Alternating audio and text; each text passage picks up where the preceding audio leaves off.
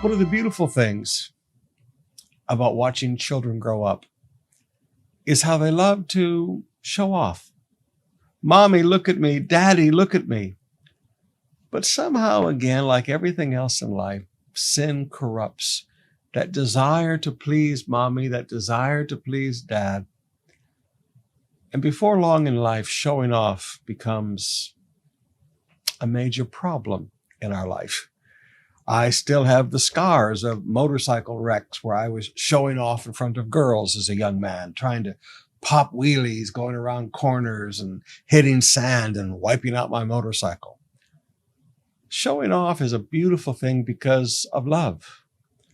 But then showing off becomes something that comes from a very different source, not love, but pride. In our text today in Isaiah chapter 39, verses 1-6, it says, soon after this, Merodach-Baladan, son of Baladan, king of Babylon, sent Hezekiah his best wishes and a gift. He had heard that Hezekiah had been very sick and he had recovered. Hezekiah was delighted with the Babylonian envoys and showed them everything in his treasure houses, the silver, the gold, the spices, the aromatic oils. He even took them to see his armory and showed them everything in his royal treasuries. There was nothing in his palace or the kingdom that Hezekiah did not show them.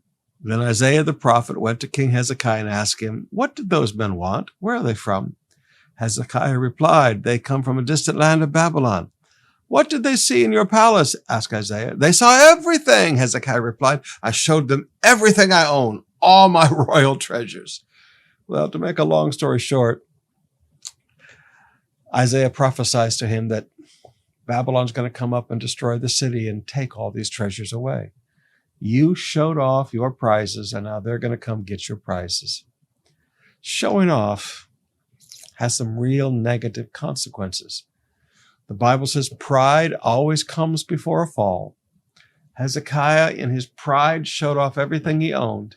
And what he didn't understand is he stirred up the greed, he stirred up the envy in the heart of the king of Babylon. And they were going to lose now everything they had. Now, we could stop there, and that would be a nice devotional thought. But I think we can see something even deeper here. I want you to notice back. Look back at verse 2. Why did Hezekiah show it off? It says he was delighted with the Babylonian envoys. You know, sometimes when somebody more powerful than you, somebody more influential from you, somebody richer than you, somebody however greater than you want to mention, when they take an interest in you and they show a little concern about you, it's very easy that we open up our lives to them, and we open up our lives too much to them.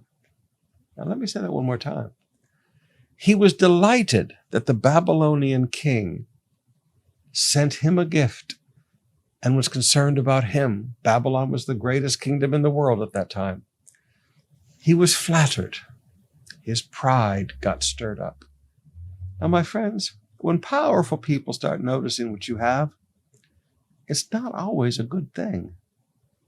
Let me say that again. It's not always a good thing. Remember Jezebel's husband, the king? He noticed a small vineyard that a guy had and wound up, Jezebel killed the guy so that her husband, the king, could have the vineyard. Now, my friends, learn that you don't need to show off everything you have. My father always taught me, those who flash have no cash. Let me say that one more time. My father always told me, those who flash have no cash. You don't need to flash because you're going to attract attention that you don't want.